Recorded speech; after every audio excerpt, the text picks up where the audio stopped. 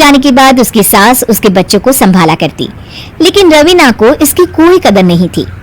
एक दिन रवीना अपनी माँ से फोन पर कहती है, मम्मी क्या बताऊं, मेरी सास तो बिल्कुल अच्छी नहीं है। वो समझती नहीं है कि मुझे कितना काम करना पड़ता है। एक तो ऑफिस तक का लंबा सफर और फिर 9 घंटे लगातार काम। बैठे बैठे तो मेरी पीठ अकड़ जाती है। खुद तो सारा दिन घर में मजे करती है, जब मन करा सोए, जब मन किया खाए। तभी उसकी सास वहाँ आ जाती है। अच्छा माँ, मैं बाद में आपको फोन करती हूँ। जी मम्मी जी, कोई काम है क्या आपको? क्या हुआ? रवीना बहू, सारा दिन तो तू ऑफिस के मजे लेती है, लेकिन यहाँ ये बच्चे मुझे आराम भी नहीं करने देते। मेरी तो तबीयत खराब हो रही है। तो आपको लगता है कि मैं दफ्तर में मौज करती हूँ? आपको क्या समझाऊं, छोड़िए। माँ, काम करना भी जरूरी है। मजबूरी नहीं होती तो मैं खुद ही अपने बच्चों को देख लेती। अब आज तो छुट्टी है ना, आज तो कम से कम घर का काम कर ले। बहू काम शुरू करती है। बच्चे के साथ काम करना उसके लिए असंभव हो जाता है। वो जाकर बच्चा सास को देती है और कहती है, मम्मी जी जरा बच्चा तो पकड़ लीजिए, मैं घर का काम कैसे करूं? जैसे मैं करती हूँ रोज बच्चे के साथ।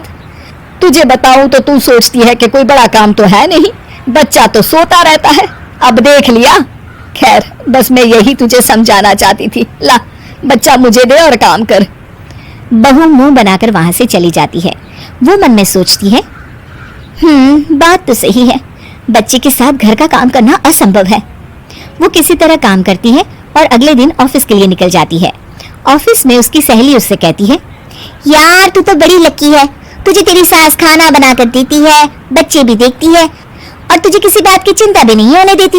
अरे क्या लकी, बदले में मैं उन्हें पूरी कमाई जो दे देती हूँ और अपने बच्चे से दूर रहती हूँ। वो अलग, हर किसी को ना दूसरे की प्लेट में ज्यादा घी दिखता है।